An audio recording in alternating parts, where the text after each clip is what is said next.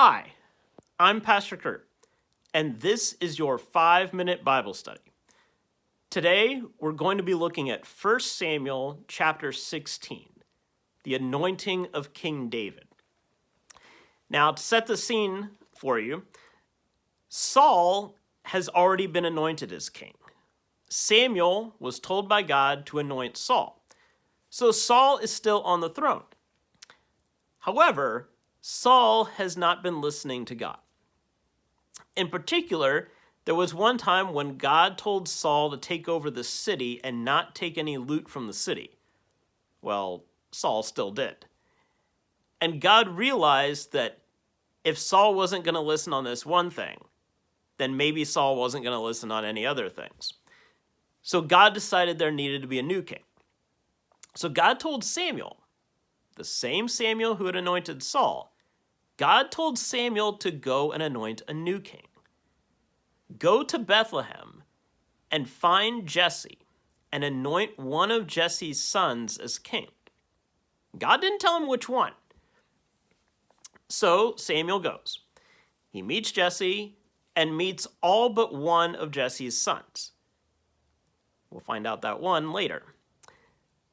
Jesse has his sons basically line up, and Samuel goes down the row one by one. Now, the thing about these sons is that they were handsome and strong, and they all looked the part of a king. They were all your stereotypical image of what a king might be. Well, as Samuel walked down the row one by one, God said none of these are the future king.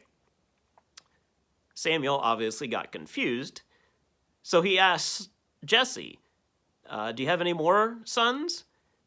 And Jesse said, well, yeah, there is the one, but he's just out watching the sheep. Samuel said, bring him here. So Jesse sent for David.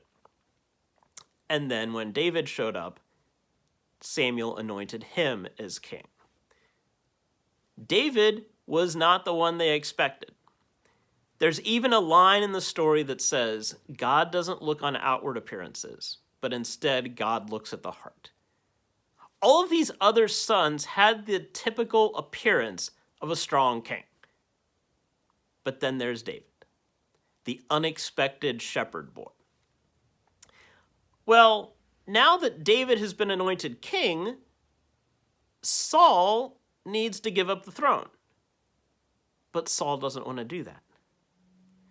Saul is going to spend the rest of the book of 1 Samuel trying to track down David and kill him. Saul does not want to let go of his power. There's a couple of things to notice here in this story. First, God picks those who are unexpected, like David, and like you. Maybe you don't look the part for what God is calling you to do, but God is still calling you to do it. On the other hand, sometimes we are also like Saul. Sometimes we don't want to give up the power we have so that someone else can have it. For example, think about if you've been at a job and then it's time to retire. Some people really look forward to retirement, but some people, when they retire, they don't know who they are. Their identity has been so wrapped up in this career that without it, they don't know who they are anymore. When they leave that job and someone new comes and takes over, then they feel lost. This is sort of where Saul is. Saul does not want to give up the throne. Yes, he has admitted that he didn't do what God wanted, but he's still not going to give up the throne for David. So we've got some interesting power plays going on here. Saul doesn't want to let go of his power, and David is now the rightful heir to the power. So the book of 1 Samuel is very fun to read because you start to wonder, okay, what's going to happen with Saul? What's going to happen with David? In the midst of all of this power play and these dynamics, though, God is still at work. God is going to be at work for God's people no matter what. In our world, when we see power plays and dynamics and struggles going on, God is still at work too. And God is still at work in you, just like God was at work in David. There's your 5-minute Bible study for today.